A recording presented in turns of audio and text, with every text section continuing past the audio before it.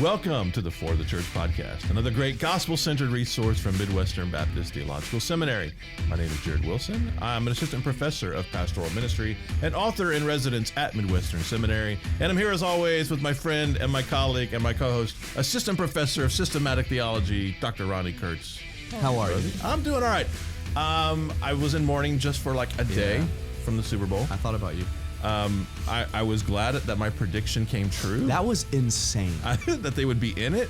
I wish that maybe I had predicted they would win, and I wonder if that would have If you would have affected just things. taken it a little further. Yeah, I know. If I could have named it and claimed it.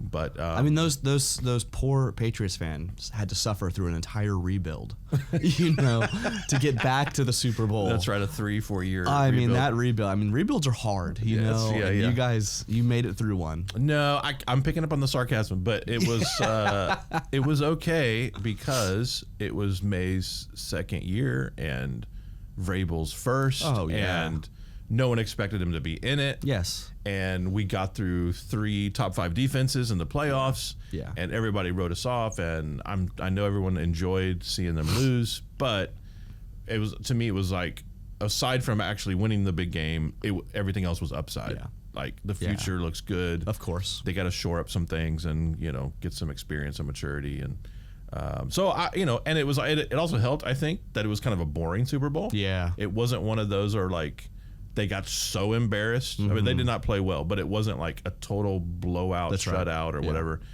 People aren't going to really remember, but beyond Seattle fans, who's really remembering this Super Bowl? It was not really spectacular. So that's a relief too. Yeah. Look at you guys. I mean, you had a lot of reason for optimism. There's so many Super Bowl appearances, like you can't win them all. That's right. Exactly.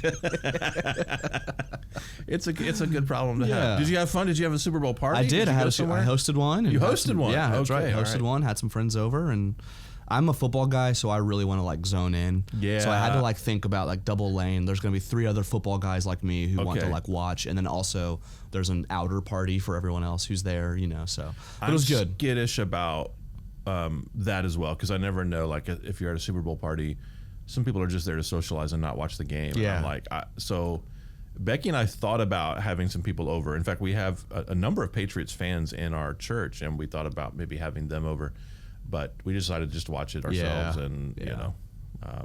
I wasn't super optimistic about them winning, so I was like, I don't want to have a party and then be like, everybody go home. This is the worst. Yeah, that's right. And I knew that there would be people gloating. That is Patriots not fans. Fun. It's different when you don't have a dog in the fight, which is where I was. Oh yeah, and you just enjoying that. Like, but I still would want to watch the game, even if it wasn't. Oh, same. That's how I was. Weren't teams that I care about. I still am invested in the game. Yes. Yeah. The commercials are getting worse. Yeah, I was just like, okay. I mean, I think we have said that for 10 years now. Yeah. I don't know why we care about Super Bowl commercials anymore. Yeah. Because they're not really the track events, record is not there. And they're not, it used to be, I think a hard and fast rule was, if you want a good Super Bowl commercial, you put a monkey in it. It's, I'm not kidding. You put a monkey in the commercial, it's funny, it's watchable. They can teach you how to open a banana. They can show you how to open stubborn bananas.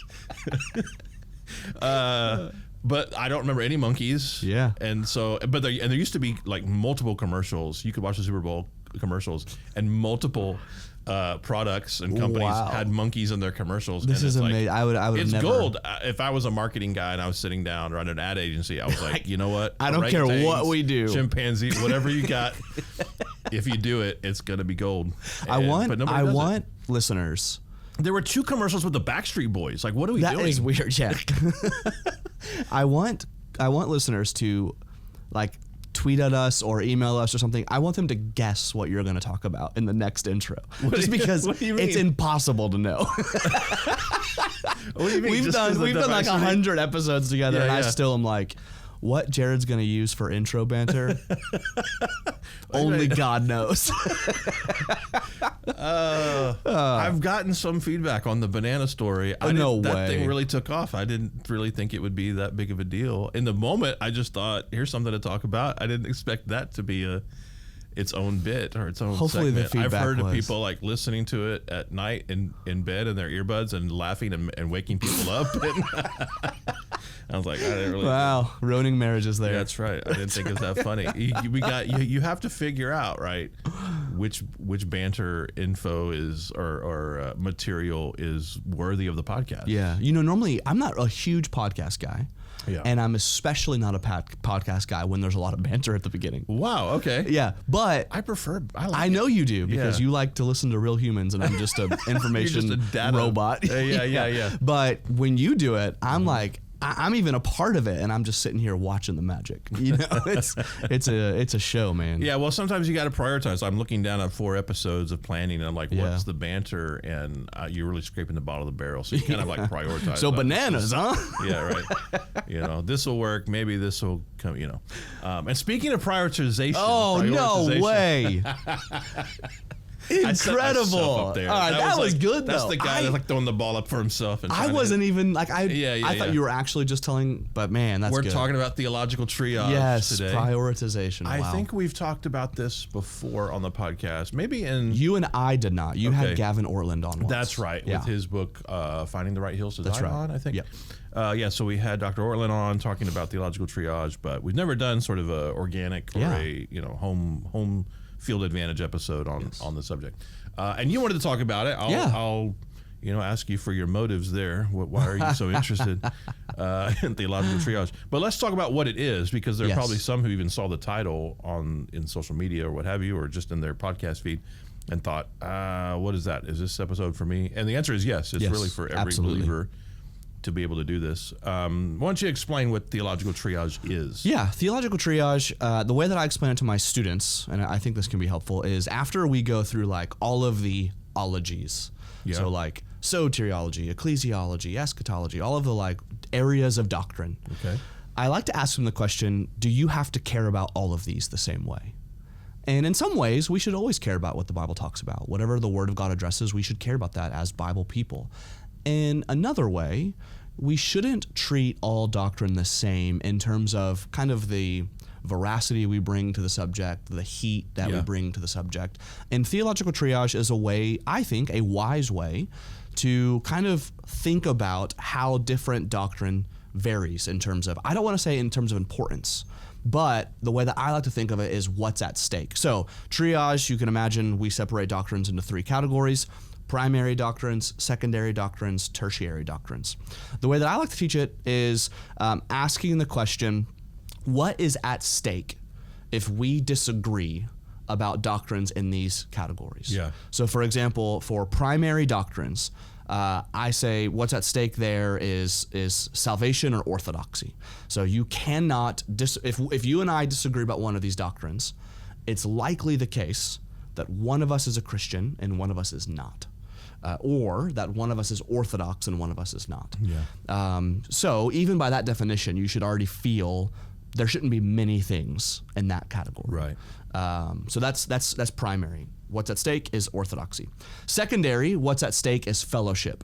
So you and I can disagree about it, and neither of us have to be non-Christian.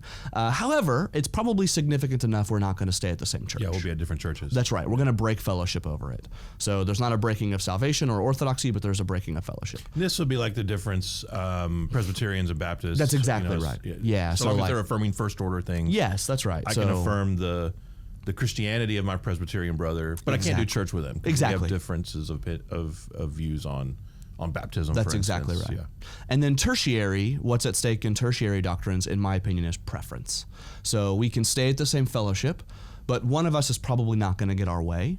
And that's okay. We can stay in the same church, and one of us is going to have our preference is what's at stake. So orthodoxy, fellowship, preference.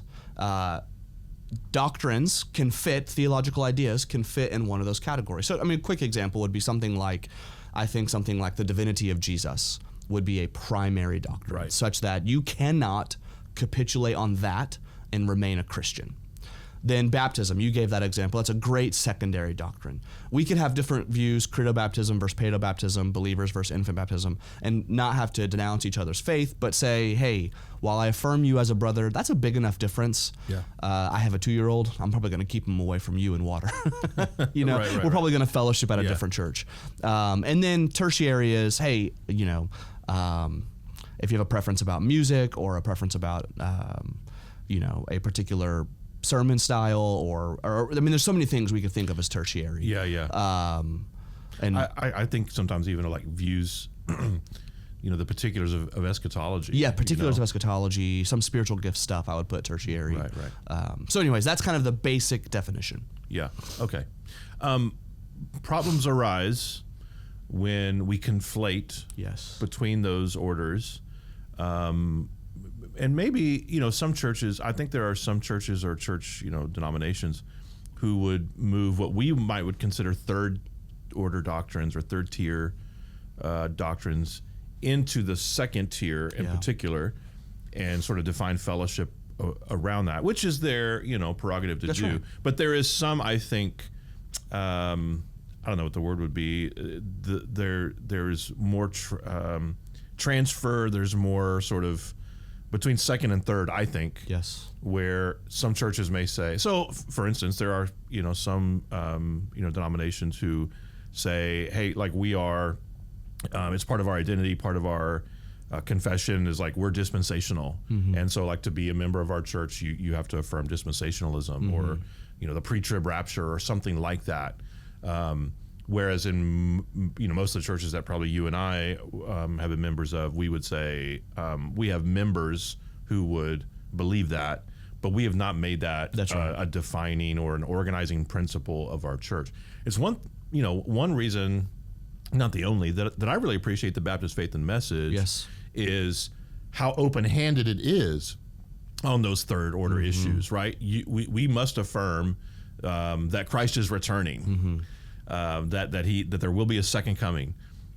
The timing of that, right? Pre-trib, post-trib, mid-trib, amil, all of that. Like you can have a diversity of views on that within the same local church. Yes, and I think that's a strength. Yeah, I think the BFM 2000 in particular really nails triage in many ways. I think you're exactly right. And that conflation, there is this is not technical theology terms here, but like if we can just be honest, like if you want a one-way ticket to obnoxious town. Yes, please. Yeah. Just to visit. I want to see. Make tertiary categories primary. Yeah, that's the thing. I think between second and third, or pushing third into second, I think you're running into some trouble, but there's more. I think it's malleable. The skids are greased a little more. Right. I think that's right. It's when you push third or second, but into the first tier category, that you're sort of entering really almost even like the irony is we're being we're trying to protect first order stuff, but it's actually you're entering either heterodoxy or even heresy. Or, That's right. To use more like you're not a real Christian unless you're. That's right. A premillennialist. And even in that phrasing, that's what third into first does. Yeah. It is a form of, to use actual, maybe what we would say in writing, less joking, but making third tier doctrines, tertiary doctrines primary is a form of theological Pharisaism or, kind of a legalism with theology, but conflating the opposite direction. Making primary doctrines tertiary is theological liberalism, as if we can play fast and loose with some of these major Christianity defining doctrines. Both of those are just not being wise with the triage model. And so that's one of the things I like to inform my students about is I think theological triage is a good model. I think it's helpful, but I really think it's all about wisdom in using it. Yeah. Because that's where there's no list out there. Nowhere in the Bible does it say, thus saith the Lord, these are the primary ones. These are the secondary ones. Yeah, well, the pushback often is everything's primary. If it's in the Bible, it's a primary doctrine. And theological, I've heard this criticism. This isn't just me. Setting up a windmill for us to tilt at. That will say like, there's no division like this in the scriptures. We are told, that scripture, is profitable for reproof. And so we don't have the liberty to say, well, that's a less important, or that's a second tier, that it should all be first tier. What, Paul in Romans 14 talks about disputable matters. That's right. Yes. which it is an odd thing for an apostle, divinely inspired to write scripture, at least on numerous occasions, to say, hey, some things we don't need to hold so tightly. So we have some biblical sort and of, even I deliver to you of what is first importance. Yeah, in 1 Corinthians 15. Yep, 1 Corinthians 15. So I don't know that I would go so far as to say that the idea of theological triage is explicitly biblical. Yeah. But I do think it's implicitly biblical. I think it's wise. Where would you put theological triage? In the triage. Theological triage. Probably tertiary. Tertiary. Maybe secondary. Yeah. Triage just got triage. Just got But where owned. would you put that triage in triage? We're getting Whoa. triage inception It's here. triageception. Okay. All No, right. I think that wise, like, hey, use this model, but be wise about it is helpful. And one of the things I like to press is ranking the doctrines, primary, secondary, tertiary, is not a statement of importance. There are many things that I would put in tertiary categories that I find to be very important. Yeah, that's right. Right. It's not a ranking of importance. We're ranking what's at stake. I mean, I think in some cases Reformed theology. No, I would put totally in agree. tertiary, Yes. but that's super important to me. Exactly. Yeah. Exactly. Yeah. Reformed theology means a lot to me. It has been a balm for my soul. It's a comfort for me. And there's some ways in which it bumps into secondary at times, depending on how a church practices it. But I would typically put it in tertiary, but it's important. Now, one of the things I like to make sure I, even testing my own soul, is does my temperature match the level of doctrine that I'm talking about? Because it is, I mean, social media is one exercise in speaking about tertiary matters with primary temperature. And there is a reason theology gets a bad name because of this, where people are like, man, you guys are, the heat is always so high and the light seems to be low. There's way more zeal than there is wisdom. And so triage is a way for me to like take my own temperature of, is the tone, the posture, the way that I'm talking about the other person and their ideas, does it match the consequences of these ideas? Yeah. I think you're right. I think we could have a lot more charity, kindness, the fruit of the Spirit, if we were able to make these distinctions, not just on social media, but in real life. Some of the angriest or just most hostile, critics that I've encountered, even in real church life. I mean, I'm thinking like of a fellow who was really kind of infiltrating. I mean, he was a false teacher, but he was, infiltrating my church in Vermont, or trying to anyway, before we kicked him out. And his thing was so inverted because we didn't speak in tongues, because we didn't hold to the dietary law. We were heretics, and yet he denied the Trinity. Wow. And you know what I mean? He kind of had like a oneness Pentecostal. That's kind of thing. great. And I'm like, man, you just inverted the whole pyramid here. Yeah. And you're, it's like you have, when the heretic is calling someone a heretic. I mean, and he was just so fierce. Not able to kind of sort these things out. And I think being able to, as you said, like the higher you get in the orders, that's the more, vigorous. That's right. And that we ought to be. And certainly the ability to do theological triage, I think, should affect our speech, our conduct. Yes. But it doesn't get clicks. Yes. If you're a calm, kind, yes, get along gang kind of guy. Hey, come on. Come join us. Come on. In the get along gang. Neither one of us are blowing it up on social media. It does not get days. clicks, I will tell you that. But it does give you a peaceful soul at night, which is nice. Oh. Yeah, that's right. Yeah. A couple of nuances that I like to give my students when thinking about, sorry, I keep referencing my students, but we did theological triage just a few months ago, and so it's kind of in my head. But we get it. You're a teacher. Yeah, that's right. People this is what I do for a living. Yeah. That's right. I like to make a few nuances that I think help aid the wisdom of using triage. So one is, first, theological triage is luxury, meaning what you consider secondary right here in Kansas City, Missouri, is probably not what you consider secondary in Pakistan. Okay. And now there's going to be some overlap, but us having all of these things of saying like, I would break fellowship over that doctrine, or I would break fellowship over that doctrine, or I would break fellowship over that doctrine. Well, we can do that because there's 30 options within a 10-mile radius of us. Yeah. But if you're in Pakistan and you find a gospel preaching church that might have a different view of baptism, you're probably going to link arms. I would say not even just Pakistan, but there are places in the United States. No, that's right. Yes. I mean, like rural New England and other places. Like if you find a place that's preaching the Bible and actually believes it and preaches the gospel, you might, jump in there because there's not a church that's, following to a T all of your preferences. That's exactly right. Yeah. So I just want to name that of there's a way in which triage is luxury. I don't think that means it's wrong, but I do think people need to have that category of contextualization of like, well, if you have 40 doctrines in your secondary category, you're just going to be hard to please. Right. And depending on where you are, you might need to have to give on some of those. I want people to be convictional, but I want that to be a part of it. Another nuance I think is helpful is there is a serious difference between ignorance and denial.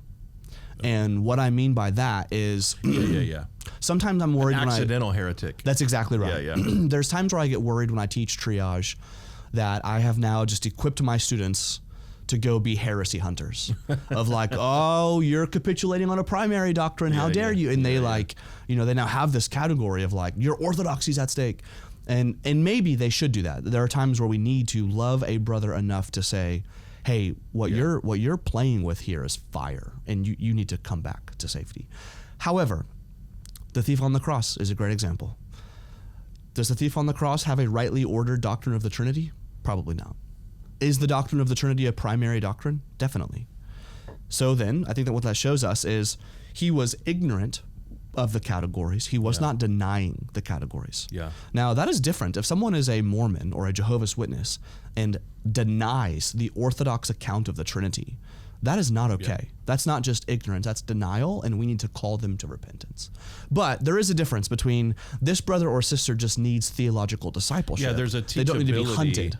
There's a difference, between the immature or newer Christian who has not encountered these things, at least in any substance, and when you say, hey, the church has taught and held, from the very beginning that the biblical view of God is that he is a Trinity, and they go, oh, okay, then that's what I want to believe. Exactly. Whether they could have articulated it, 5 minutes before you said that to them. Yes. There's a submission to the orthodoxy when it is taught. They're discipled well.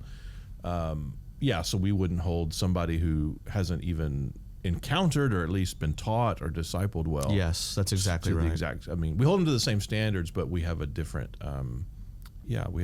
sort of expectation when there's an ignorance versus a deniability. Yeah, I think that's a helpful little category of just making sure we're ministering well. Yeah. It's one thing to know reality. It's another thing to administer reality. And to administer reality well, you also have to know people, not just doctrine. So another one that I would say is just even on a pastoral, I would love to hear if you have any examples of this. There are sometimes where things can be tertiary at the church level that might be secondary at the elder level, meaning I don't require this of my members, but I'm probably going to be quite disappointed if another elder doesn't have this particular position. Reformed theology, for example, could be a good example. Yeah. Or, I'm fine with a member not believing in expository preaching. That's what they're going to get if they're at my church. But another elder who's like, no, I think expository preaching is bad. Yeah, that's just not going to work. So yeah, there's more. I think I always want to name that sometimes we can have things that are in my secondary that might not be in yours. However, primary doctrine should be relatively consistent. Yeah. But there might be things like, for me, it's not necessarily secondary, but it's getting into that category. The frequency with which we celebrate the Lord's Supper, for me, is quite important. And it's not the case that I would immediately leave a church if they don't do the weekly Lord's Supper, but it's important enough for me that if I have two options, I'm probably going to choose the one that does. Yeah. So it's bumping into, but I know that I'm unique there, and that's okay. And so those are just a few nuances to make theological triage a wise principle. Yeah. Well, this isn't room for nuance, so let's not do too many. There's not room for too much nuance. Yeah. That's right. We'll do a little bit of we'll be nuanced about nuance, just like we're doing triage with triage. There you go. Yes. If you enjoy the podcast, dear listener, give us a good review on Apple Podcasts, Spotify, YouTube, wherever you listen to or watch your favorite podcast. And until next time, may Jesus be big in your church.